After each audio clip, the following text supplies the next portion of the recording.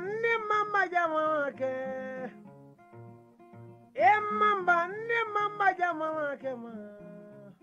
Ni lalo ameso ma we.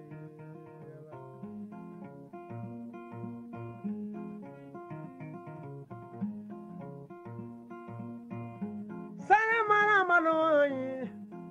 Soba alala soba du gone marasa soba banna wala jangi alamba badiyan soba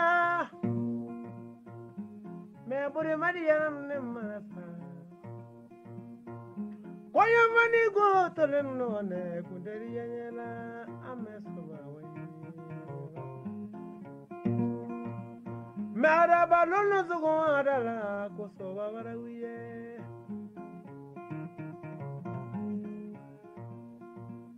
Ala madina viriata mabe. Soba la viriata mabe.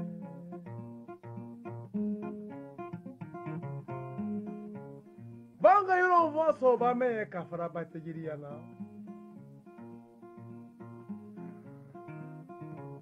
Alugadi Furula.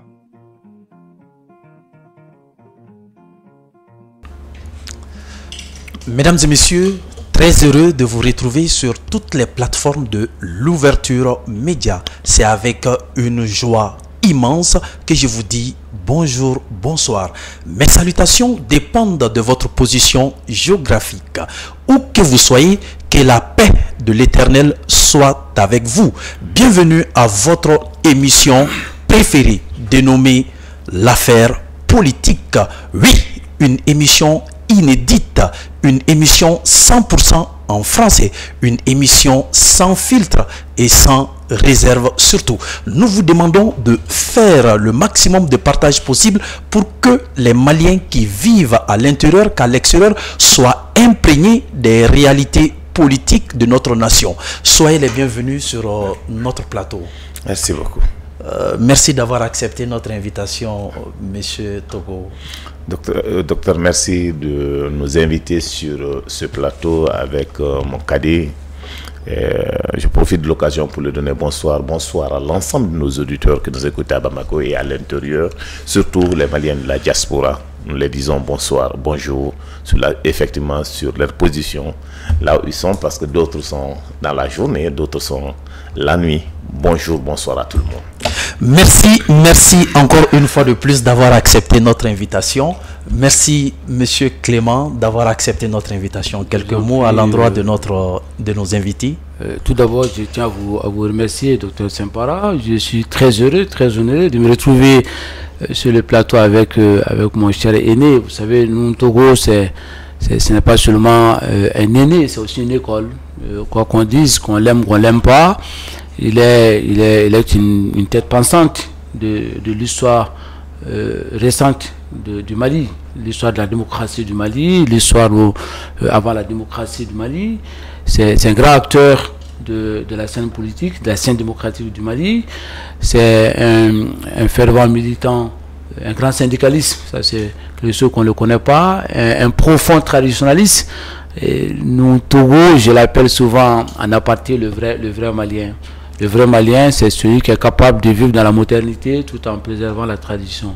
On l'appelle Dougoutigidien parce que c'est quelqu'un qui est fier de porter ses valeurs de la tradition. Pour reprendre Amadou Ampatiba, la culture, c'est le fardeau de ceux qui portent avec intelligence. Je vous remercie beaucoup. Merci d'avoir accepté notre invitation.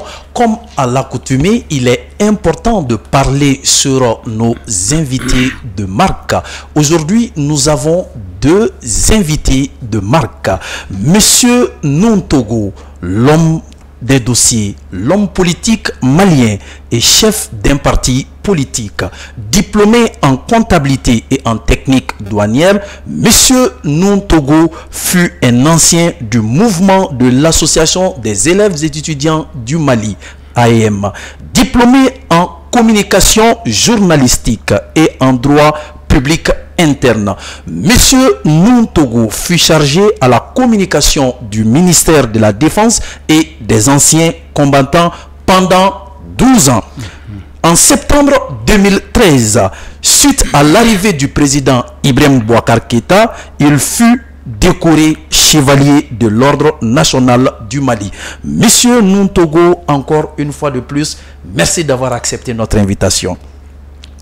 Alors, place à monsieur Clément Dambélé, professeur d'enseignement supérieur et homme politique malien, un homme pétri de talent, un militant farouche contre la corruption et aussi le président de la plateforme de lutte contre la corruption, PCC.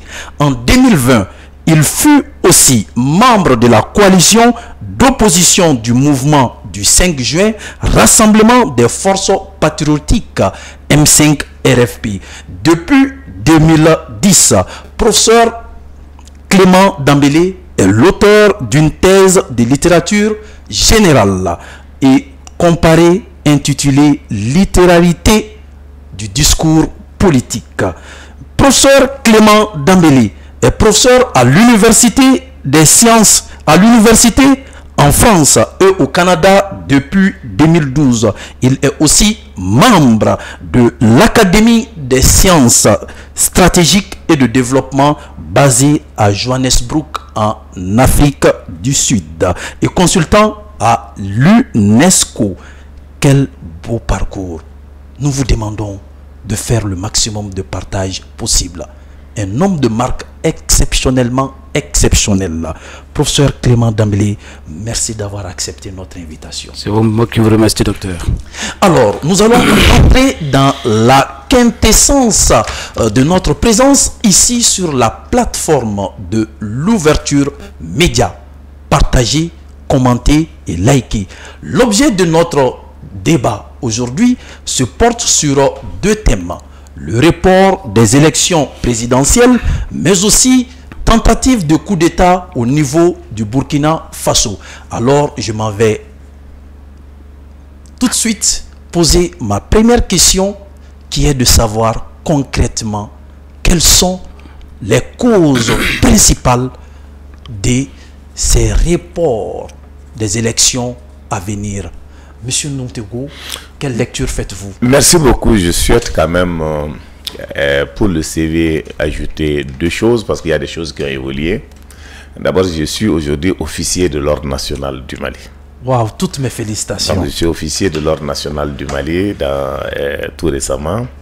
Alors, en même temps, je travaille aussi j'ai travaillé 4 ans chargé à la communication du chef de file de l'opposition Soumaïla Cissé, porte-parole du chef de file de Soumaïla Cissé. Aujourd'hui, je suis président de l'USR, l'Union pour la sauvegarde de la République. Merci de me donner la parole. Comme vous le savez, les raisons avancées, nous allons commencer parce que ceux qui ont reporté les élections, c'est le gouvernement de la République du Mali. À travers un communiqué, lui, à la conférence de presse, par le colonel ministre de l'État, Ablaye. Il a avancé 3 raisons. Premièrement, pour eux, il y a ce qu'on appelle les nouveaux qui doivent venir compléter la liste après donc l'enroulement d'octobre. La première des raisons. La deuxième des raisons, il nous parle de la prise en otage des fichiers du Mali avec un partenaire stratégique qui est français, qui a signé un contrat. Le contrat, c'était un montant à peu près de 12 milliards, où l'État a déjà payé plus de 7 milliards, il laisse 5 milliards. Mais il y a eu des difficultés dès au départ, donc ils ont continué à travailler sur les documents, mais en ce moment, là où on vous parle, c'est que les partenaires ont fermé carrément la porte et le Mali ne peut plus rentrer sur le réseau pour travailler sur les données et pour la mise en jour donc des documents. Si vous remarquez, dans ces derniers temps, même les modifications qui devraient intervenir sur les cartes des uns et les autres, les cartes biométriques récemment, vous avez remarqué que les erreurs sont sorties, ils sont sortis avec les erreurs, on n'a pas pu modifier parce qu'on a fermé carrément, ils n'ont plus de mots de passe. Il fallait donc avoir les mots de passe. Le gouvernement a voulu avoir des mots de passe il y a de cela 6 mois une lettre a été envoyée. Le partenaire stratégique voulait donc envoyer par mail. Le gouvernement n'était pas d'accord. Il fallait accepter d'inviter le gars en classe VIP pour qu'il puisse venir à Bamako pour remettre les mots de passe.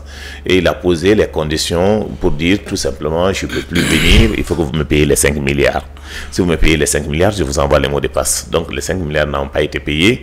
Et il y a eu, comme vous l'avez vu, donc il y a dans la déclaration, dans le communiqué du communiqué de presse, et on a parlé de le problème du contrat et qu'il y a des difficultés dans ce contrat. Il fallait auditer le contrat. Ils ont relevé 15 problèmes sur ce contrat. Et le gouvernement aujourd'hui se trouve dans une situation, ils vont aller vers le procès. Alors, le troisième aspect donc, qui a été aussi remarqué, moi je l'ai dit concrètement après que j'ai lu le communiqué, mais je me suis dit qu'il y a eu des problèmes. Le problème, c'est que la classe politique n'a pas été impliquée pour la gestion de ce dossier.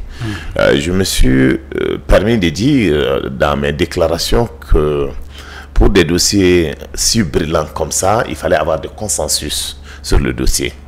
Il fallait inviter, il y a de cela 2 mois, le ministre de l'administration territoriale nous a invités pour une rencontre et nous avons discuté sur le dossier en présence de plus d'une centaine de partis politiques.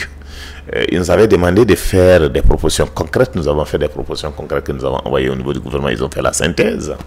Et ça ressort des propositions concrètes à 4 niveaux. Premièrement, il fallait organiser les élections sur les accords intervenus entre le gouvernement de la République du Mali et la CEDEAO. Ça veut dire depuis les élections communales jusqu'à les élections présidentielles. Ça veut dire les 5 élections. Et d'autres ont proposé d'organiser seulement les élections législatives après l'élection présidentielle, de laisser les autres. Troisième proposition, ce qui ressortait, d'organiser seulement l'élection présidentielle. Alors donc, à la rencontre, le ministre a promis avec le gouvernement, parce qu'il y avait 3 ministres, il y a le ministre Ikassa, il y a le ministre, madame chargée auprès du Premier ministre, plus le ministre de l'administration territoriale. Ils étaient tombés d'accord qu'ils allaient faire le compte rendu au gouvernement et ils allaient nous revenir. C'est ce que j'ai déploré. J'ai dit, normalement, pour prendre des décisions de ce genre, il fallait discuter encore avec les partis politiques, parce que l'affaire de la politique revient aux partis politiques.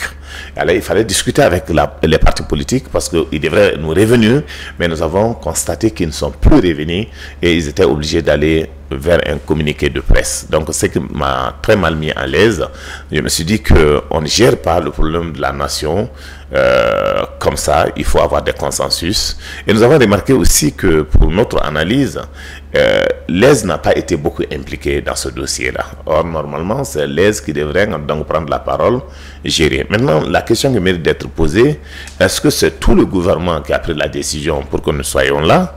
Est-ce que, donc, comment ça s'est passé? C'est des questions qui restent. Mais vous avez remarqué que l'ensemble de la majorité de la classe politique, il y a des déclarations par-ci, par-là. Donc, nous allons rentrer après, donc, que Clément intervienne, on verra donc ce qu'il faut ajouter. D'accord, merci d'avoir donné plus d'éclaircissement par rapport à cette situation. Professeur Clément Dembélé, est-ce que réellement ces raisons évoquées pour reporter les élections dans les jours à venir sont-elles fondées? En fait, au-delà de l'aspect fondé ou pas, je pense que le colonel Abdoulaye Maïga manque de littérature dans sa déclaration. C'est-à-dire qu'il manque d'argumentaire approfondi, parce que je ne comprends pas qu'on vient nous parler d'un fichier qui est pris en otage et qu'on n'a pas payé 5 milliards. Mais le problème est plus profond que ça. C'est plus grave que ça. C'est plus grave que ça. Avant d'arriver à cette histoire de fichier, il faut reconnaître que le problème aujourd'hui en Afrique, ce n'est même pas la démocratie. Vous savez, tous les jours, on entend à la radio, à la télé, que la démocratie n'est pas adaptée à notre culture. Mais nous, on a été démocrates, on a été démocratique avant l'Occident. La démocratie sur les rivages d'Athènes, c'est-à-dire depuis la Grèce antique, cette démocratie, la démocratie africaine, elle est plus ancienne. Quand tu regardes dans la cosmogonie d'Ogon, quand tu regardes plus tard en 1236 avec Rougan Foucault, quand tu regardes comment a été constituée l'université et la classification des chercheurs à Tombouctou, tu te rends compte qu'il y avait quand même une forme de démocratie moderne que nous vivons aujourd'hui. Cela dit, le problème, ce n'est pas la démocratie en Afrique.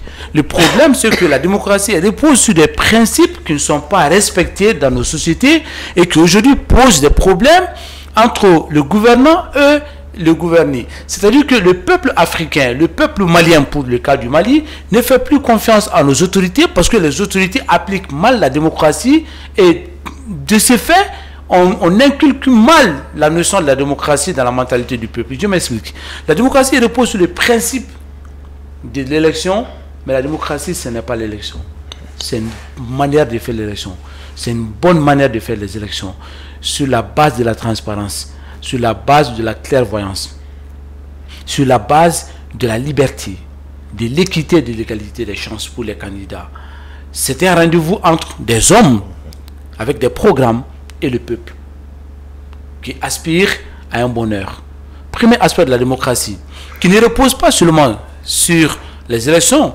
Même quand on regarde la démocratie selon Aristote, on regarde la démocratie selon Platon, on regarde la démocratie selon Rousseau, on regarde la démocratie moderne avec Onfray, on regarde la démocratie avec Michel Taft, on se rend compte que depuis 1200 ans, la démocratie ne repose pas sur le fait de faire des élections, mais sur la bonne manière de faire des élections. Il y a aussi des élections en Russie, hein, quand il y a le jeu de ping-pong entre Poutine et Dimitri. Il y a aussi les élections en Chine. Il y a aussi des élections sous l'UDPM que les Togo ont combattu. Moussa Traoré a organisé les élections, même s'il avait 99,99% de votants à sa faveur, 99,99%, mais son parti c'était l'UDPM, Union démocratique du peuple malien. Pourtant, elle a été contestée, renversée au nom de la démocratie. Parce que tout simplement, la façon d'organiser ces élections n'était pas la bonne façon qui repose sur le principe de la démocratie.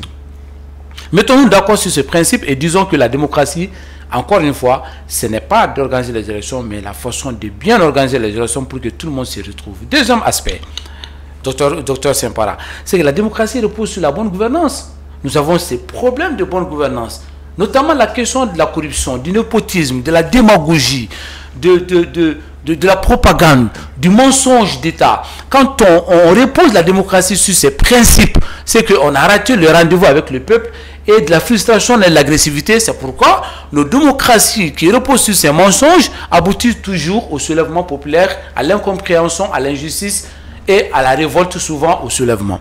Troisième aspect pour aller plus vite, la démocratie repose sur le principe économique, c'est-à-dire la répartition des richesses.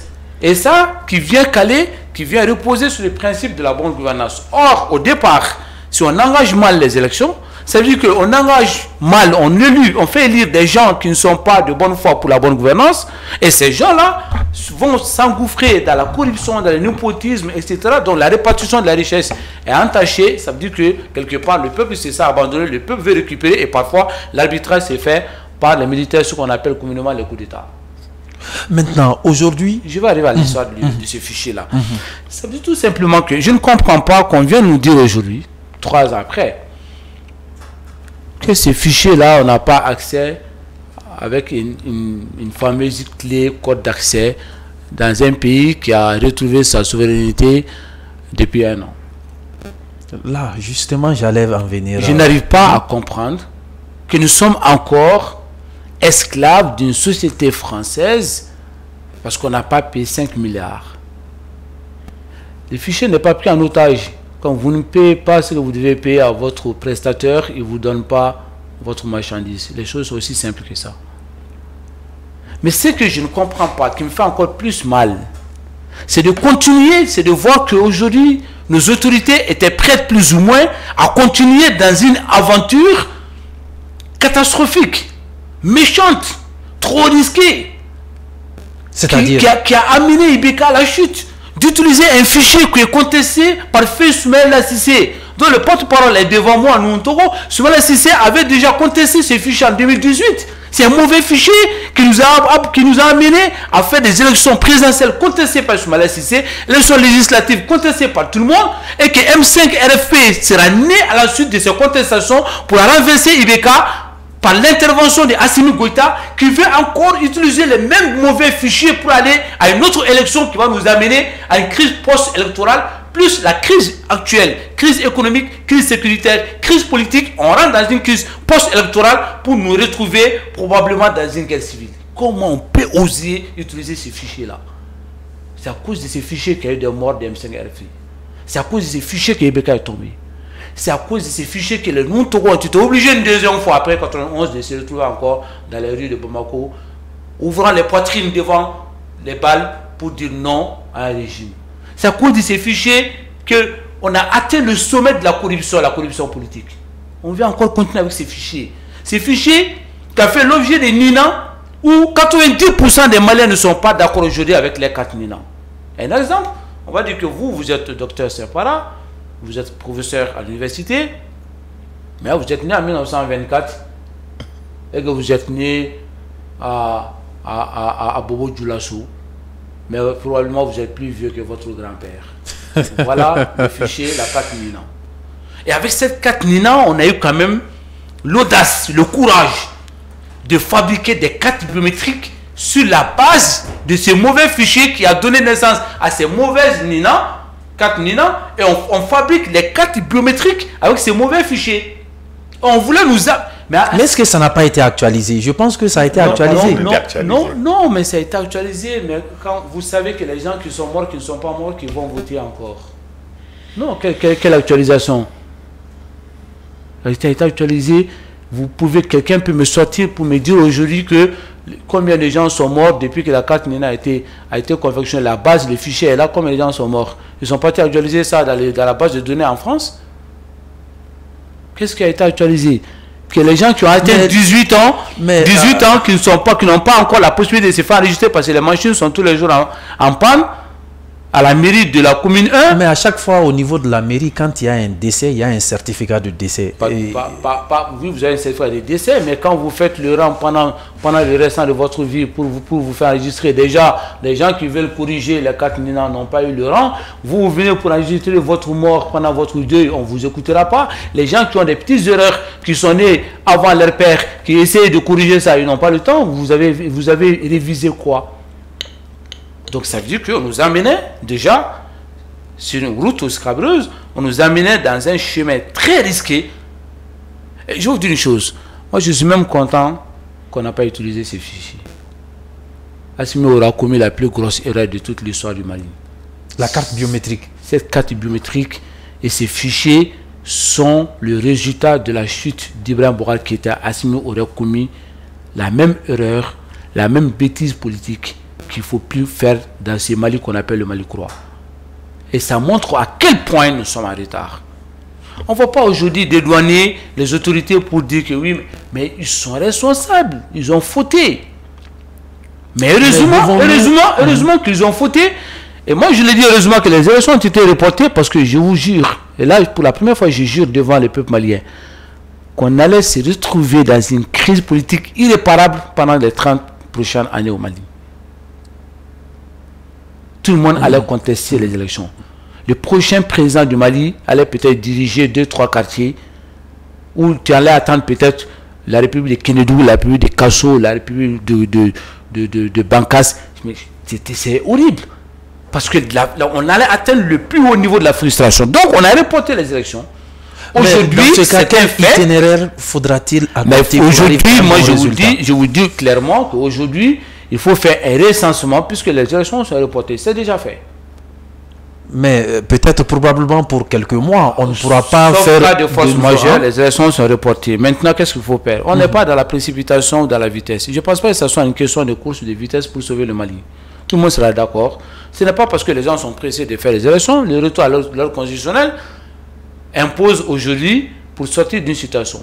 On veut sortir de quelle situation pour se retrouver dans quelle situation? C'est ça la vraie question.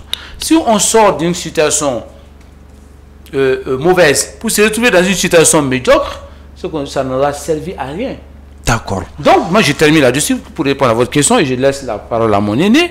C'est qu'aujourd'hui, qu'est-ce qu'il faut faire? Mais il faut laisser tomber ces fichiers-là qui n'est pas bon de toutes les façons. Mais ne nous amenez pas un mauvais fichier. Soumaïla Cissé serait président du Mali. Mais ce mauvais fichier a fait que IBK, selon Soumaïla Cissé, IBK a été élu. Au législatif, le même fichier a été servi. On sait très bien ce qui s'est passé avec Feu Boubé et Maïga. Et ça a donné naissance à M5RFP. IBK a été balayé à cause de ces fichiers. On veut ramener encore ces fichiers pour nous amener dans quoi encore? Un autre M5, peut-être M6 RFP. Donc, moi, la question est très simple. Aujourd'hui, je pense qu'il faut être d'accord pour faire des recensements d'état civil. Nous, tous, sommes d'accord avec ça. Mais quand on fait les recensements d'état civil, il faut que le régime en place aujourd'hui accepte, cette fois-ci, qu'il ne sera pas le seul à préparer les choses et que désormais, ça ne va pas plus se passer au dernier virage et que désormais, les partis politiques, les associations de la société civile, nos partenaires doivent avoir le droit de regard absolu. Je dis bien le droit de regard absolu dans la gestion. Que ce soit âge ou pas, il faut que les partis politiques soient impliqués parce que le Mali appartient à tout le monde. Il faut que les associations de la société civile soient impliquées et la gestion de ces élections doit être une gestion transparente, juste, équitable, claire et nette pour tout le monde si on veut s'en sortir. Si on veut s'en sortir. On reviendra sur d'autres questions. Comment éviter la CEDEAO, on en discutera avec les sanctions. Il y a des solutions, mais aujourd'hui, il faut accepter de s'ouvrir et c'est Assimi qui doit tendre la main aux autres. Vous savez quoi, mathématiquement parlant, je ne suis pas fort en mathématiques, mais ce que je sais en mathématiques, c'est une base. Ce n'est pas l'ensemble qui intègre un élément. En mathématiques, c'est toujours un élément qui intègre l'ensemble. Et l'ensemble, c'est le peuple malien et Assimi doit aller vers les autres. Bien, merci d'avoir donné un grand éclaircissement par rapport à cette question. Monsieur Nuntogo, vu l'état actuel du pays, quelle proposition et quelle appréciation feriez-vous de cette situation politique au Mali? Alors, donc j'ai eu quand même la chance de discuter avec certains responsables au sommet de l'État pour échanger sur la situation parce que ça m'inquiétait. Mais je pense qu'il y a des propositions parce qu'ils vont renoncer carrément à l'ancien fichier. C'est-à-dire ils vont le laisser. Ils vont constituer d'autres bases de données rapidement pour faire un travail technique et en regroupant, en essayant de tendre la main à tout le monde pour que nous puissions sortir de cette situation. Très bien. Pour moi, la décision, si on prend la décision, on est obligé de s'assumer. Aujourd'hui, les critiques ne servent absolument à rien sur ce dossier-là. Je suis d'accord, je ne suis pas d'accord, ça c'est fini parce qu'on a pris la décision. Maintenant, il faut travailler ensemble pour que nous puissions... Parce que les gens ne savent pas, dans ce dossier-là, c'est très compliqué. Ceux qui se disent que c'est seulement les Français, mais il y a même des Maliens qui sont actionnaires là-dedans, dans la société. Dans la société qui fabrique... Je vous fais des révélations. La société, les 5 milliards doivent être payés à des gens. Aujourd'hui, il y a beaucoup de Maliens là-dedans qui sont actionnaires. Sans blague. Et ces mêmes actionnaires ont eu des marchés ici au Mali, ici. Des marchés de l'armement. Ils sont actionnaires là-dedans. Oui. Et ce qui est même bizarre dans tout ça, il y a même aussi la société qui fabrique nos passeports qui sont actionnaires là-dedans.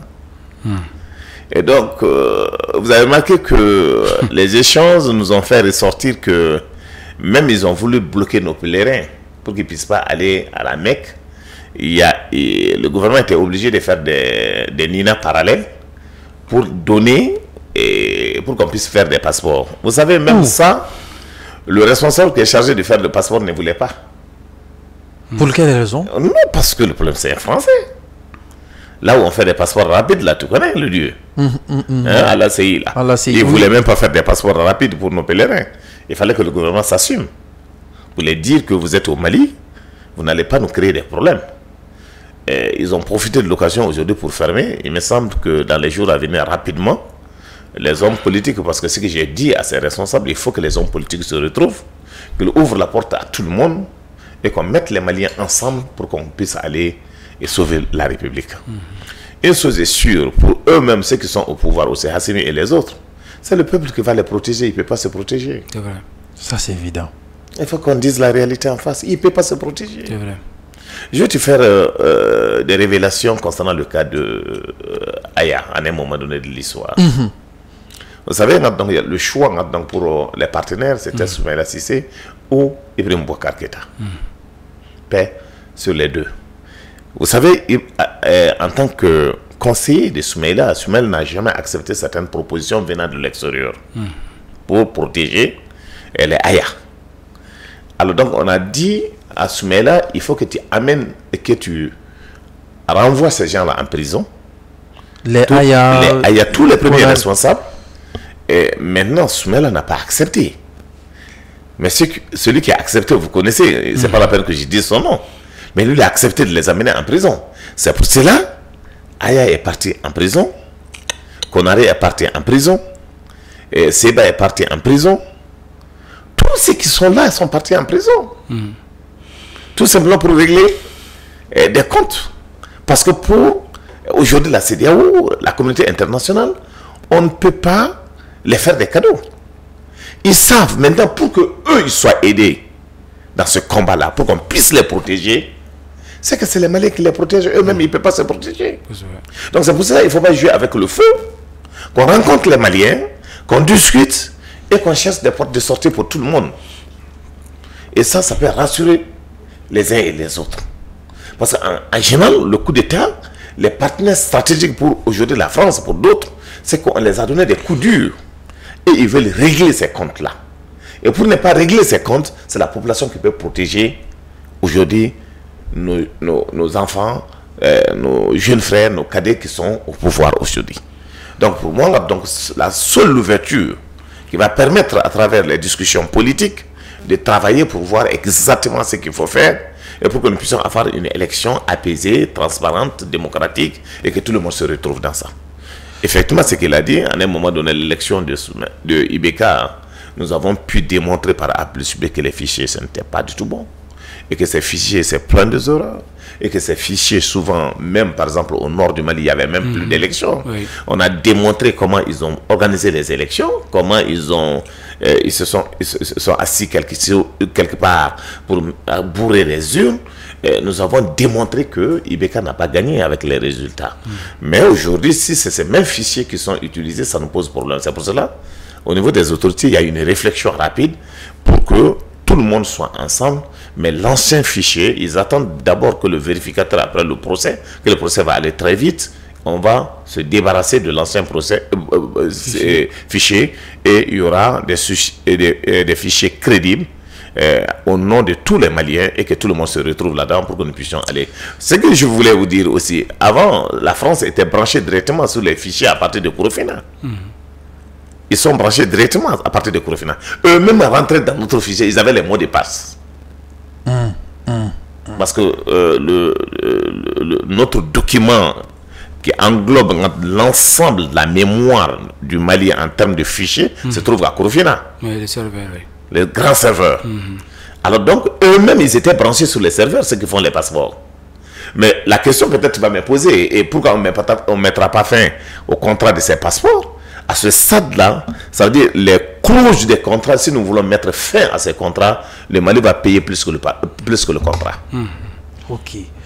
Maintenant, vous avez parlé d'une quelconque trahison d'un président vis-à-vis des anciens putsch de 2012. Est-ce que réellement avec cette dynamique, ce cas risque d'être reproduit contre les 5 colonels? Les 5 colonels, tant qu'il n'y a pas de porte de sortie, ils ne feront pas. Vous savez, aujourd'hui, c'est ça le véritable problème que nous avons. Même sur le plan international, en termes de finances. Aujourd'hui, la France intervient partout pour nous bloquer. Nous n'avons même plus de financement, même avec des partenaires arabes. Le Mali ne fonctionne que sur 30 à 40% du budget national.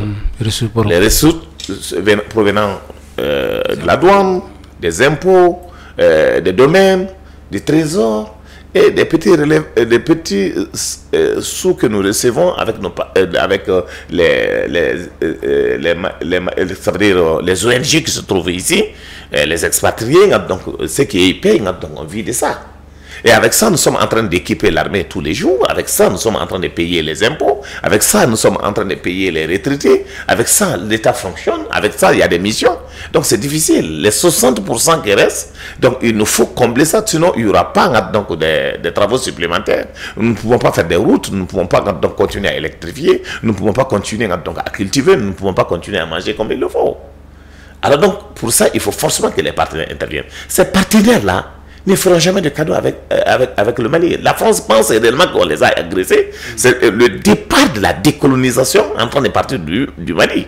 Alors pour les autres qui ne comprennent pas la situation, c'est ce combat. Vous avez remarqué, donc Macron est sorti pour dire que non, parce que le Mali, après tout ça, on n'a pas pu régler le cas des Maliens. C'est ce qui a fait que la Guinée a fait le coup d'État, le Burkina Faso a fait le coup d'État et le Niger a fait le coup d'État. Donc il fallait régler dès au départ. Ils pensaient réellement qu'ils sont morts de l'autre côté. La CEDEAO n'a pas pu donc s'assumer comme il fallait. Alors donc pour eux aujourd'hui, ce compte-là, il faut toujours régler.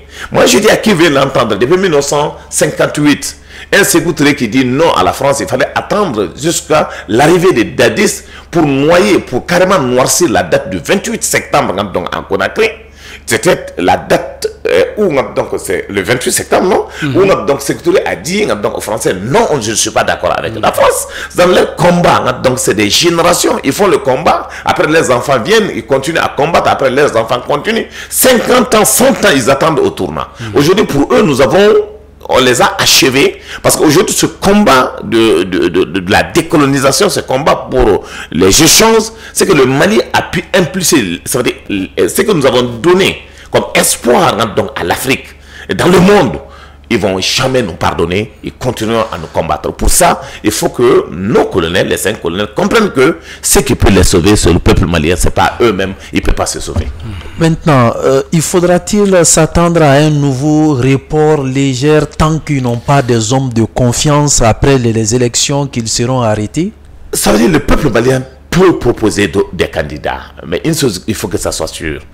Est-ce qu'un civil nommé par les urnes sera susceptible de garantir leur liberté après les élections? Ça, il faut avoir des compromissions. Donc il faut quand même que les gens travaillent sur ça. Mais sur la base, en 2012, Ibeka même avait été président suite voilà, à l'engagement des militaires à voter à 100% pour lui.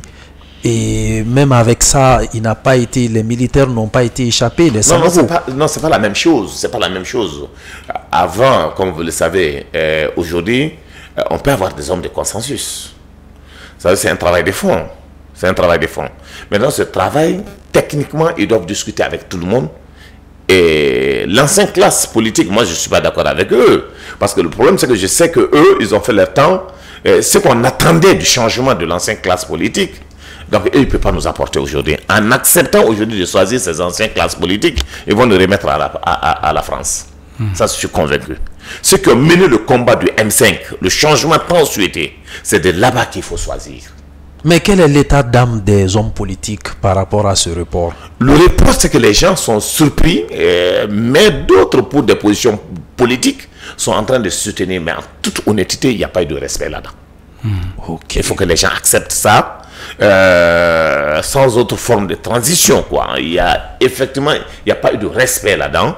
Pour nous, donc moi je le pense au niveau de mon parti, on pensait qu'il devrait revenir nous voir pour qu'ensemble qu'on discute et pour faire des propositions. Si j'étais le gouvernement à son temps, j'allais revenir donc discuter avec la classe politique, même si c'est 60 personnes qui étaient d'accord avec moi. Je dis, après avoir échangé avec la classe politique, voici ce que nous avons pris comme décision. C'était plus respectable.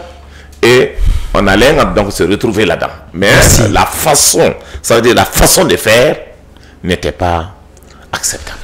Professeur Clément, pas de respect selon les hommes politiques, selon les partis politiques. Quelles seront alors les conséquences de ce léger report des élections présidentielles? Bon, déjà, léger report, je pense que c'est une terminologie politique. Oui. Léger, ça peut faire 6 mois, 7 mois. Oui, léger, ça veut dire quoi? Après, léger pour moi, si c'est 6 ans, léger pour vous, peut-être que c'est 2 ans, peut-être que c'est 6 mois pour... Alors, léger, ça n'a pas de sens. Parce qu'on ne peut pas peser et dire combien ça pèse léger. Donc, il faut bien préparer les choses. Je pense qu'aujourd'hui, on n'est pas dans la... Il ne faut pas qu'on soit dans la posture de dire qu'on va faire les élections dans 4 mois, dans 5 mois. Donc ce n'est pas possible dans 6 mois. Non, mais ce n'est pas possible parce qu'il faut sincèrement faire un nouveau fichier. Ça veut dire qu'il faut faire un nouveau recensement d'état civil. Ça veut dire qu'il faut revoir la carte biométrique qui est une mauvaise carte biométrique. Dans ces cas, pourquoi attendre jusqu'à cette date? Ce que je pouvais ajouter, quand même, il y a certaines données sont disponibles, hein, ça oui. Pas confirmé. Il y a des données disponibles. Certaines données sont disponibles. Mais il faut recenser. Il faut croiser. Maintenant, croiser. Voilà, il faut faire le croisement, c'est-à-dire qu'il faut nettoyer. Il faut nettoyer carrément. Sinon, les données, c'est que les gens pensent qu'on nous a tout récupéré, on nous a tout. Non, c'est une partie. Nous avons les données. C'est que nous avons vaut quoi par rapport à ce qu'on n'a pas. Donc, il faut faire ce travail de fond. C'est ça.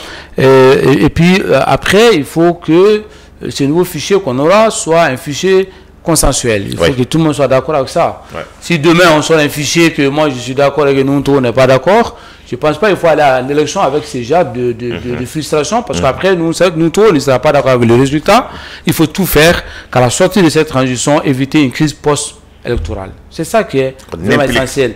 Parce que le retour à l'ordre constitutionnel ne doit pas être un retour catastrophique à l'ordre, au désordre constitutionnel. Parce que là, si on retourne mal, on va retourner dans un désordre constitutionnel qui sera là. Donc, ça veut dire tout simplement, maintenant, pour répondre à votre question concernant la protection des militaires, il faut lire la nouvelle constitution. Il y a l'article 188 qui les protège suffisamment.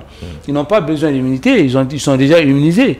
Avec l'article 188 qui dit que tous les faits antérieurs à la constitution ne seront ni jugés, ni instruits, ni ils seront ni convoqués, ni rien du tout. Donc, il n'y a rien qui va les arriver. Donc, ils n'ont pas besoin aujourd'hui de faire un deal avec quelqu'un qui va les protéger, etc. Parce que la constitution les garantit l'immunité totale dans ce sens. Maintenant, moi je suis tout à fait d'accord avec mon grand frère Nuntogo quand il dit que c'est seul le peuple qui peut protéger. C'était souvent la grosse erreur des différents chefs d'État qui pensent que c'est la France qui peut vous protéger, et même certains candidats qui pensent que c'est la France qui peut t'élire pour être président en Afrique. C'est complètement faux. Parce que tous les chefs d'État soutenus par la France qui ont fait la mauvaise gouvernance en Afrique ont tous mal terminé. Ils ont tous mal fini. Certains ont fui, je ne parle pas de Bokassa, je ne parle pas de Bongo, je ne parle pas... Il y en a beaucoup, hein. Je ne parle pas le président du Zaïre, Mobutu Sese Seko. Il y en a beaucoup, on peut les citer, des dizaines. Même Félix Houphouët-Boigny, vers la fin, il a regretté, dans ses expressions, on sentait cette amertume vis-à-vis de la France. Ça veut dire que les Africains qui pensent que ils seront élus par la France, soutenus par la France, contre le peuple africain, ces dirigeants africains, ces hommes politiques africains n'ont rien compris que la France n'a pas d'amis, pour répondre Jacques Chirac, la France n'a que des intérêts. Et l'intérêt de la France, à un moment, si il ne croise pas avec l'intérêt des Africains, c'est-à-dire que tu auras trahi ton peuple pour te rallier à la France et tu finis toujours mal. Cela dit, je suis d'accord avec Togo quand il dit que c'est la protection du peuple qui peut les sauver. Alors, protection du peuple, ça veut dire volonté du peuple. Et cette volonté ne peut être matérialisée que par l'expression du peuple. Donc aujourd'hui, la solution pour éviter la CEDEAO, pour éviter les sanctions, c'est qu'il faut qu'on repose tout cela sur la volonté du peuple, sur l'expression du peuple. C'est pourquoi depuis quelques jours, je propose le référendum. Je pense que vous allez poser la question, qu'est-ce qu'il faut faire concrètement pour éviter les sanctions de la CEDEAO à partir du 4 février? Oui. Si on ne fait pas les élections, je pense que c'est la prochaine question que vous allez poser. Tout à fait. Et j'essaie d'anticiper pour rebondir sur ce que nous avons dit, parce que ce qu'il dit, c'est clair et net. C'est le peuple qui va protéger. Mais le peuple qui va protéger, ça veut dire ça ne veut pas dire qu'on va sortir avec 1 million, 2 millions de personnes sur le boulevard de l'Indépendance comme on a fait le 14 janvier pour dire à bas la CEDEAO, à bas la France, à bas l'aménagement, à bas etc., etc. Non, cette fois-ci, je pense qu'il faut qu'on soit beaucoup plus tactique. Il faut qu'on soit beaucoup plus, excusez-moi l'expression, plus intelligent, plus politique dans la façon de faire. Et moi, je propose dans ces cas qu'on organise rapidement, parce qu'on a déjà fait et les fichiers sont disponibles, un référendum. Un référendum, pas pour dire qu'on va reporter les élections ou pas, c'est reporter, mais sur la date de l'échéance des élections et de cette transition, troisième phase. Troisième phase de la transition, sur quelle durée? Je pense qu'il faut faire rapidement le référendum et donner cette prérogative au peuple malien de décider à la place du régime. Il ne faut pas, par erreur que Assimi ou qui que ce soit, Abdel Maïga viennent dire, on prolonge pour 36 mois, on prolonge pour 24, il faut rapidement rassembler les partis politiques, la société civile pour les dire maintenant, nous allons organiser un référendum, on va proposer 2-3 dates, et la date qui sortira, qui sera choisie par le peuple malien, ça sera la date suivant la volonté et l'expression du peuple malien. À partir de là, il faut aussi que ce soit un référendum consensuel. Le référendum consensuel, c'est qu'il faut rassembler majoritairement les partis politiques autour du résultat de ce référendum-là, pour que les partis, même si tout le monde ne sera pas d'accord, mais qu'il y ait une bonne partie des partis politiques qui soient d'accord. Il faut tout faire des efforts envers les partis politiques pour que ces partis politiques soient d'accord, parce que c'est l'intérêt du Mali qui est en jeu. C'est pour éviter l'embargo au Mali. Et je ne vois pas un parti politique aujourd'hui qui va dire non, je m'en fous, il va avoir l'embargo et moi je ne suis pas. Tous les partis politiques, normalement, vont suivre cette voie parce que tout le monde veut sauver le Mali. Ce n'est pas une question de transition, ce n'est pas une question des Assimi, ce n'est pas une question des colonels, c'est une question du Mali.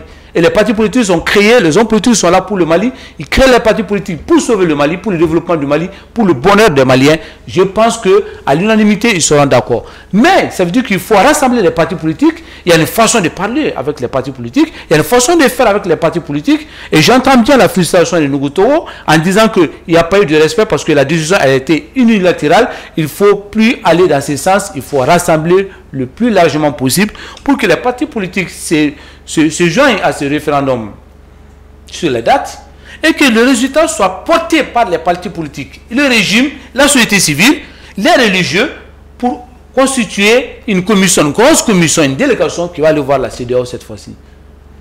Allez-y voir la CEDEAO avec la voix du peuple. Le référendum. C'est prévu par la loi internationale, par le droit international, c'est prévu dans notre constitution, c'est la voix du peuple avec l'accompagnement des partis politiques, la société civile, les religieux. Allons-y voir la CEDEAO avec ça. Disons à la CEDEAO, voilà ce que le peuple malien a décidé. Cette fois-ci, ce n'est pas Assimi qui a décidé. Cette fois-ci, ce n'est pas le colonel Abdoulaye Maïga, ni le colonel Sadio Kamara ou le CNT qui a décidé. Cette fois-ci, c'est les Maliens qui ont voté. Et voilà les partis politiques qui sont représentés. Ils sont en nombre de temps. Voilà la société civile qui est là. Voilà les religieux qui sont là. Nous sommes venus pour vous demander d'accompagner le peuple malien sur cette base. Je ne vois pas quel CEDEAO va refuser cela. Je ne comprends pas que la CEDEAO va essayer de faire l'embargo, parce que la CEDEAO, dans ce sens-là, sera contre-démocratique, sera contre la bonne gouvernance et sera contre la volonté du peuple malien. Et cette fois-ci, ce n'est pas une partie des Maliens qui va se sentir écarté ou frustré, c'est l'ensemble du peuple malien qui portera ce projet. Et je pense que c'est la voie royale pour éviter les sanctions. Et je suis presque persuadé, profondément, intimement persuadé que si on fait cela, en impliquant les partis politiques, la société civile, les religieux, le peuple malien à travers le référendum, que la CEDEAO va accepter. Exceptionnellement, la CEDEAO va accepter. Et ça sera une première dans la sous-région, dans la zone CEDEAO, qu'un peuple donne sa voix en accompagnement avec les partis politiques, la société civile, à l'unanimité, que cela soit porté dans la dynamique de la nation malienne et le peuple malien pour aller voir la CEDEAO. Il n'y aura pas de refus de la part de la CEDEAO, parce que la présidence de la CEDEAO n'aura pas d'argument pour dire on n'est pas d'accord, parce que cette fois-ci ce n'est pas Assimi, c'est la voix du peuple malien avec les partis politiques, avec la société. Mais ça veut dire tout simplement que dès demain matin, Assimi et les autres colonels doivent accepter de s'ouvrir aux partis politiques. Je ne parle pas d'un gouvernement de l'âge consensus ou un gouvernement d'union nationale, ça c'est pas ma tasse d'été, c'est pas mon affaire. Je suppose qu'on peut construire le pays sans un gouvernement, sans être ministre. On n'a pas besoin d'être membre du CNT pour participer à la construction souterraine de son pays. On n'en a pas besoin. Les gens qui disent oui, mais il faut qu'on soit ministre, il faut qu'on partage les postes ministériels entre les partis politiques.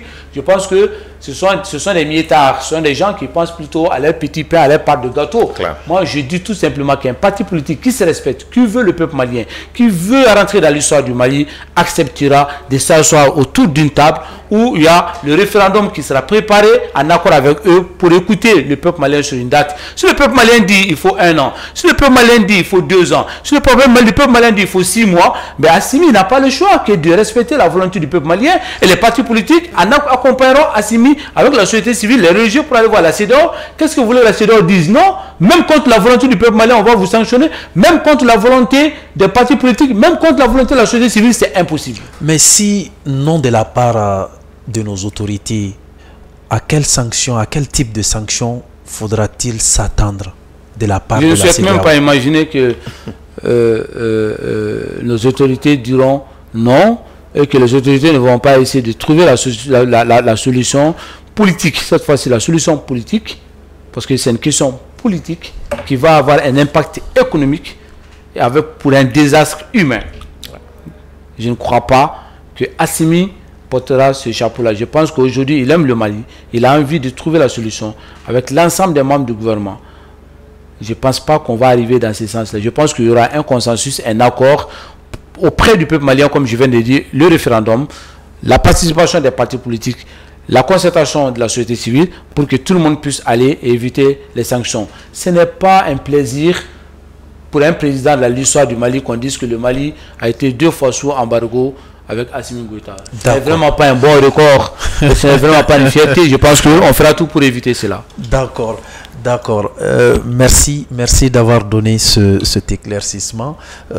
Monsieur Nuntogo, avec cette situation, est-ce que la CEDEAO attendra jusqu'au mois de février prochain pour mener ses sanctions sur le Mali? Bon, c'est ça normalement qui est souhaité, mais on verra ce que ça va donner parce que je suis dans la réflexion. Parce que vous savez, moi mon problème c'est que pour que le peuple malien puisse donner son accord, accompagné encore une fois de plus, il faut que le peuple sente beaucoup de changements à tous les niveaux. La responsabilité, ça veut dire de la gestion même du pays. La lutte contre la corruption. Il ne faut pas qu'il y ait 2 poids, 2 mesures. Ceux qui sont interpellés doivent répondre. Concernant tout ce qui est les concours, que ça soit bien organisé. Tout ce qui sont des recrutements, que ça soit bien organisé. Il ne faut pas qu'un clan s'impose sur les autres. Il ne faut pas que le problème d'amitié, de parenté, de famille, de femmes rentre dans la gestion du pays. C'est de façon très claire. Hein? Tant qu'il y a ce constat amer, il est difficile que le peuple malien donne encore sa confiance pour le 3e round. D'accord. Ça c'est très clair. Hein? Donc ça ce n'est même pas la CEDEAO, ça c'est les Maliens qui font le constat. Aujourd'hui, les cultivateurs, les éleveurs, tout le monde souffre à l'intérieur. Le Mali là, là, tout va bien. Mais allez-y, donc à Ségou, à l'intérieur, toi tu fais le tour pour voir ce qui se passe. Toi tu es avec eux, tu es leurs amis. Et Clément, tu sais ce qui se passe. Ils n'arrivent même pas à manger. C'est la souffrance. C'est la misère. Alors les gens ont accepté ce sacrifice parce qu'ils veulent un autre Mali. L'autre Mali là, on s'est battu ici pour faire partie les Karim, pour faire partie Ibeka et ses clans. C'est pour que le changement souhaité par le peuple malien, la redynamisation de l'ensemble des systèmes politiques, économiques et sociaux soit une réalité. Que ce ne soit pas des fictions. Le changement tant souhaité, après donc l'assise, tout ce que le Malien voulait, il faut que ça change. Désormais, tu ne peux pas retirer le terrain d'un pauvre parce que tu as de l'argent. Désormais, tu ne peux pas renvoyer les gens à l'office parce que tu es un ami de quelqu'un. Désormais, tu ne peux pas, parce que tu as les moyens, tu gagnes ton combat devant la justice. Ça ne marchera pas. Merci. Donc ce combat, si on arrive à le faire, le peuple va fermer les yeux pour les suivre. Okay. Mais tant que ça, c'est pas réel, et tant qu'on n'arrive pas à faire ce point-là, aujourd'hui, concernant la gestion, concernant le comportement, parce que les Maliens parlent, parce que les Maliens ne sont pas satisfaits là où on est. D'accord. Dans certains domaines. Ils ne se retrouvent pas. Ils pensent réellement que c'est Karim Biche qui continue. Des gens qui sont sortis de nulle part aujourd'hui, on les voit gérer le pays, on les voit avec l'argent, on les voit maintenant faire ceci. Donc ça, souvent, ça crée des infiltrations. Nous voulons un changement. Jusqu'à présent. Ça, c'est le Malien lambda, le conseil est très clair, tout le monde le sait. Non, même ce soir. Hein? Maintenant, aujourd'hui, il faut qu'on sorte de tout ça. Des gens qui sont sortis de nulle part, tu les vois milliardaires. Des gens qui sont sortis de nulle part, ils peuvent t'amener en prison. Des gens qui sont sortis de nulle part, ils sont recrutés pour des postes de responsabilité. Des gens qui sont sortis de nulle part, ils sont nommés à des postes de responsabilité. Pendant cette période transitoire. Mais c'est très clair. Mais aujourd'hui, tous ceux qui ont mené le combat, qui voulaient le changement, il faut qu'on les approche, qu'on discute avec eux. Ils ont aussi des propositions concrètes. On ne peut pas rester dans les bureaux climatisés pour gérer le pays comme ça, comme on le veut. Non. On ne peut pas se dire que non, les autres ne connaissent pas. Souvent, même pour les avoir au téléphone, ça pose problème. D'autres même, tu te déplaces pour aller jusqu'à dans leur bureau. Pour les rencontrer, ils disent qu'ils sont occupés. Or, hier, peut-être qu'ils mangeaient même dans ton bureau. Ça ne marchera pas. Merci. Professeur Clément, quelle appréciation faites-vous du modèle de corruption que le Mali adopte aujourd'hui? Le modèle pour lutter contre la corruption plutôt. Parce que le modèle de corruption, nous sommes quand même les champions de la corruption. Oui, le modèle de lutte contre la corruption. Déjà, pour définir la corruption au Mali, c'est très compliqué parce qu'il faut vraiment sortir du dictionnaire. Surtout avec le cas de l'EDM. La corruption, ça à tous les niveaux. Et rapidement, pour dire que ce que nous avons dit, pour compléter juste cela, ou même expliquer autrement, c'est qu'il faut aujourd'hui que le régime donne des gages de garantie. C'est ça. Des gages de garantie au peuple malien, aux partis politiques, à toutes les forces vives de la nation sur 3 aspects. Ouais. Il faut une gage de garantie sur la question de la corruption. Ouais. Sincèrement, on ne peut pas continuer comme ça. Il faut vraiment que la corruption soit le point de lutte culminant de cette transition pour que les Maliens se disent désormais mon argent me reviendra et me servira à quelque chose, mon bien m'appartient. Il faut dire aux Maliens ce qui appartient aux Maliens, ça veut dire qu'il faut véritablement lutter contre la corruption, que ce ne soit pas des 20 mots, que ce ne soit pas spectaculaire, que ce ne soit pas théâtralisé, mais que ce soit vraiment et réellement vécu. Et ensuite, la justice. Il faut vraiment donner la gage de garantie pour une réforme de la justice.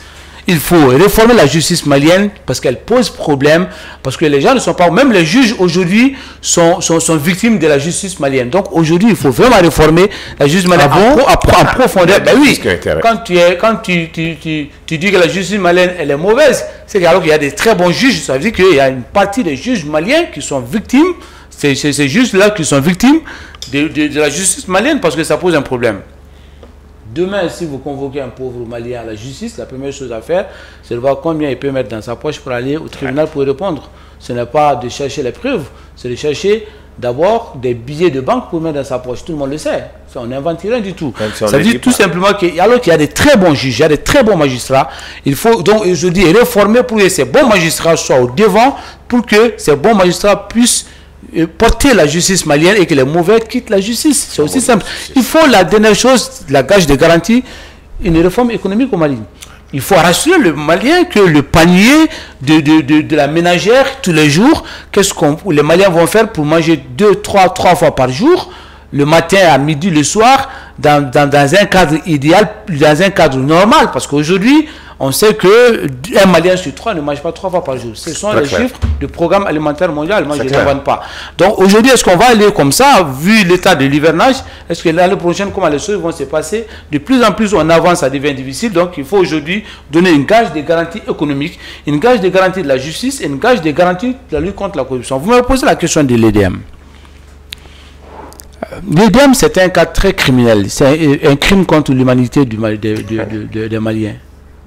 C'est-à-dire c'est la seule société au Mali où tu ne trouveras nulle part pareil.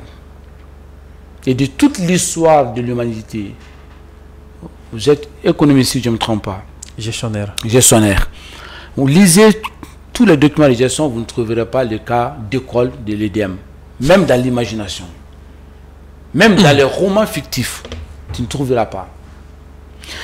C'est la seule société qui fait la publicité, qui paie plus de 100 millions à leur temps pour dire à ses clients de ne pas consommer. Ouais, ça c'est vrai. Ah, les autres sociétés appellent les gens à consommer pour vendre. Venez consommer plus pour augmenter le chiffre d'affaires. Mais la société EDM paye des millions de francs pour dire aux gens il faut débrancher les congélateurs, il faut débrancher. Et je vais vous expliquer pourquoi ils payent des millions pour faire ces publicités. Je m'explique. D'abord, il faut que les gens comprennent que l'EDM SA, c'est une société anonyme. Donc, parler de l'EDM, parler du drame, de la tragédie de l'EDM, ce n'est pas contre le régime, ce n'est pas contre le gouvernement. Ouais. Au contraire, c'est aujourd'hui soutenir la transition contre la corruption, contre la mauvaise gestion, contre le mensonge, contre les crimes perpétrés sur le peuple malien depuis des décennies. Parler aujourd'hui de l'EDM, ça veut dire tout simplement qu'il y a un réseau de mafieux, de petits bandits de la République organisés au sein de cette société qui ont pris en otage la vie et le destin de tout un peuple. Les 20 millions, les 22 millions de Maliens sont massacrés quotidiennement par une société qu'on appelle l'EDM, et qu'à l'intérieur, il y a une sorte de bourgeoisie comprador qui est en train d'exploiter, de sucer le sang des Maliens dans tous les sens. Une mafia. Ils ont sur leurs mains le sang du peuple malien. Ils les tuent tous les jours. Des femmes en train d'accoucher qui n'ont pas accès à l'électricité. Des maladies qu'on coupe dans la salle d'opération qui meurent. Des gens qui ne travaillent pas tous les jours, qui n'ont plus à donner à manger à leurs enfants. Des enfants qui ne vont pas à l'école parce que les papas ne peuvent pas travailler parce qu'il y a la coupure d'électricité. Le record de la coupure d'électricité, c'est le Mali. Quelle honte! Et tout cela, c'est à cause de l'énergie du Mali. Pour le simple fait que nous nous rendons compte dans un audit que ce que nous pensions tous, intellectuels ou pas, que le groupe électrogène, l'EDM, alimenté par le gasoil, ne doit même pas être alimenté par le gasoil. Ça, ils ne savaient même pas. Tu t'imagines à quel point ils ont menti au peuple malien. Ils ne savaient pas où... Non, mais ils le savaient. Vous avez une voiture. Mais là, ça doit... Vous avez une voiture. Oui. Vous avez une voiture. Oui. Votre voiture, c'est quel régime? C'est l'essence ou le gasoil? Essence. Est-ce que vous allez vous tromper pour mettre de l'eau dedans? Non. Donc, ils le savaient. C'est ça, la Mais normalement, ça devrait poser des pannes. Non, parce que quand vous mettez le gasoil à la place du fil, tu peux ajuster. Donc, ça va consommer le gasoil. Le problème, c'est que quand tu consommes le gasoil, tu consommeras 4 fois plus que le fil lourd. Deuxièmement, quand tu prends le gasoil, tu peux détourner le gasoil, aller le vendre au marché de Médina-Croix, aller le vendre dans les stations, etc. Mais la plupart de ces stations, là où tu achètes le gasoil, ce sont les gasoils de l'EDM. On le sait très bien. À Kolokani, il n'y a pas très longtemps, le président du conseil de SEC qui a pris les agents de l'EDM la main dans le sac en train de voler des gasoils. Et tout le monde sait que l'EDM, l'une des supermans de l'EDM, la fierté de certains agents de l'EDM, c'est d'avoir volé plus de quantité de gasoil que d'autres. Le lendemain, si toi tu as volé que 200 litres, on te traite de maudit de la société parce qu'il faut voler plus de 400 litres. C'est une fierté. Certains se tapent la poitrine pour dire qu'ils arrivent à voler plus que d'autres. C'est ça la concurrence entre eux. Ce n'est pas la concurrence de bien travailler, la concurrence de mieux voler. Quand tu achètes les fûts lourds, 1 kilo par exemple, tu achètes 4 litres de gasoil correspond à 1 litre de fioul lourd. Ça consomme moins. Normalement, la subvention qu'on donne à l'EDM permet de faire tourner l'électricité 24 sur 24 heures sans une seconde de coupure d'électricité. Parce qu'on vole les Maliens, parce qu'on ment aux Maliens, parce qu'on trompe les Maliens, parce qu'on triche les Maliens. Et cela ne suffit pas pour dire que lorsque, dans l'audit, à l'EDM, on vous dit qu'on a changé 5 km de câbles, les fils. Mais ils n'ont changé que 25 mètres. Le reste est vendu à Dibida. Le reste est vendu à Dibida. Quand on change les transfos qui sont grillés, alors il y a des génies dans l'EDM qui arrivent à couper, à remonter, sauf qu'il y a des tensions hautes et basses qui font que les transfos sont grillés. Donc quand tu as une coupure d'électricité dans ton quartier, imagine que la plupart du temps, c'est quelqu'un qui a fait couper et qui fait griller les transfos. Mais les transfos qu'on change d'urgence, c'est le même transport qui était dans le dépôt à la fin de l'année qui a été acheté, mais qui se retrouve encore facturé au marché par un commerçant. C'est qu'on paye 2 fois, 3 fois le même transport pour qu'on remette l'ancien transport réparé. Je ne sais pas si tu comprends le mécanisme. Ça ne t'est pas un rêve. Je vous vois que vous êtes complètement perdu. Mais c'est la réalité, on n'est pas dans le film, on est chez EDM.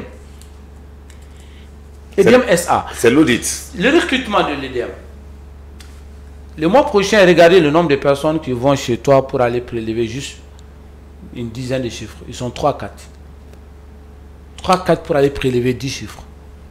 Alors qu'on peut le faire informatiquement. Tout à fait. On n'a pas besoin d'envoyer quelqu'un. C'est-à-dire que plus de 45 à 50% de l'effectif de l'EDM aujourd'hui, c'est des postes fictifs. On continue à recruter. Mais on continue à recruter. Chaque directeur qui vient, il recrute ses parents, ses amis, ses voisins, les gens, voilà, parce que le président d'un petit club de football dans un quartier, il recrute tout le monde, le club se retrouve à EDM. Si vous êtes de la même région, vous avez les mêmes noms de famille. L'EDM est devenu une vache à lait à traire tous les Maliens pour sortir le sang du peuple malien à boire. Mais cela n'est pas fini. Je termine là-dessus. Quand vous regardez ce que l'EDM reçoit comme subvention, soit un déficit de 20 milliards. Mais nos voisins, les gens qu'on sabote tous les jours, qu'on traite de tous les noms là, les Sénégalais. Tu sais ce que l'IDS a fait, l'énergie du Sénégal? Ils ont fait 32 milliards de bénéfices. Nous, on a un déficit, sans aucune coupure d'électricité. Et nous, tous les jours, on nous coupe l'électricité. Il y a seulement 10 ans, on se moquait d'eux. On se moquait des Sénégalais il y a 10 ans. Aujourd'hui, en 2022, ils ont fait un bénéfice de 32 milliards. Je suis allé regarder sur leur site. 32 milliards de francs CFA. Les Ivoiriens ont fait 60 milliards de francs CFA.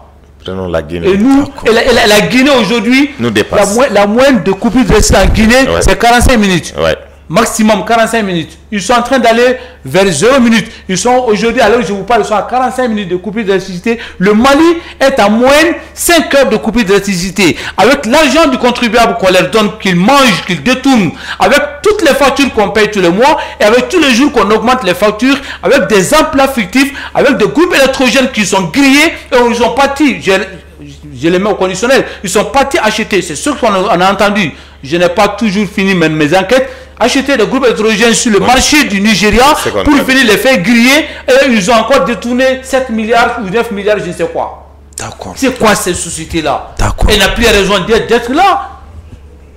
Autant qu'on vende l'énergie du Mali, qu'on mette le panneau solaire chez tous les Maliens, parce que ça vaut mieux que l'énergie du Mali. C'est la seule société de toute l'histoire de l'humanité qui n'a rien servi que de créer le malheur des Maliens.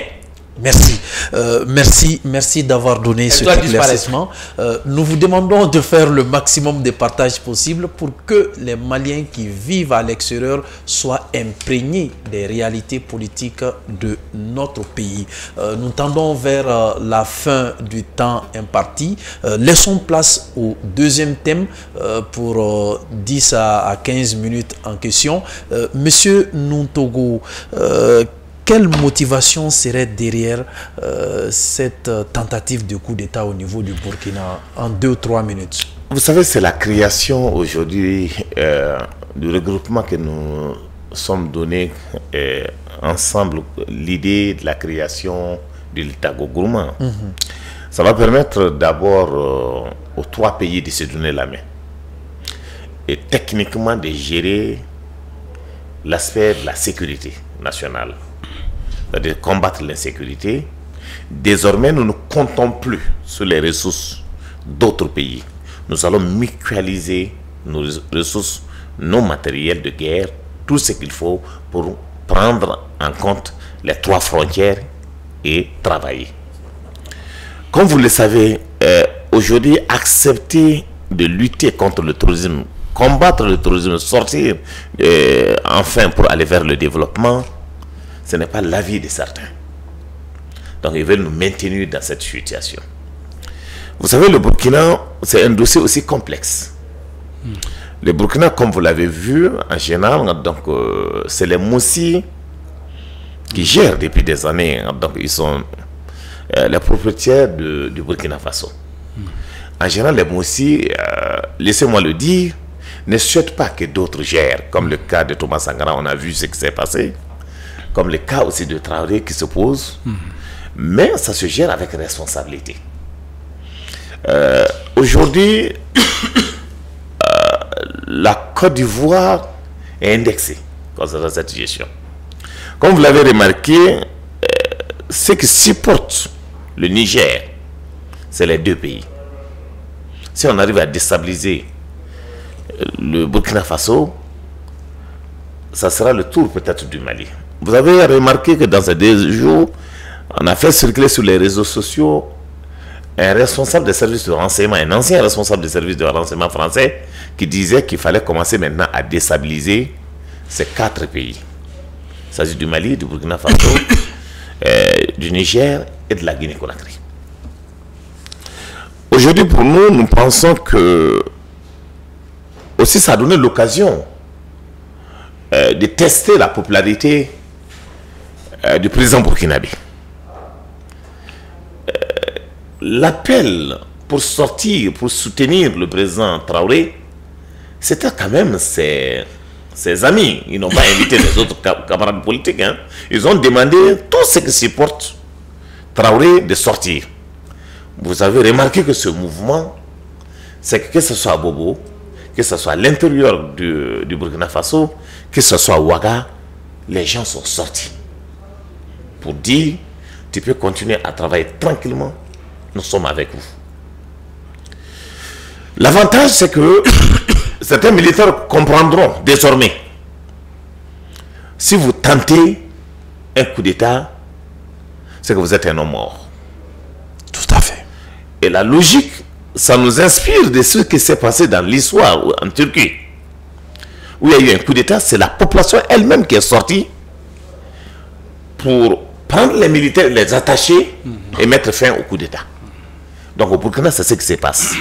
Mais ça sera avec la volonté, parce que comme je le disais, c'est le peuple qui peut protéger les militaires et c'est le peuple qui peut protéger le président de la République.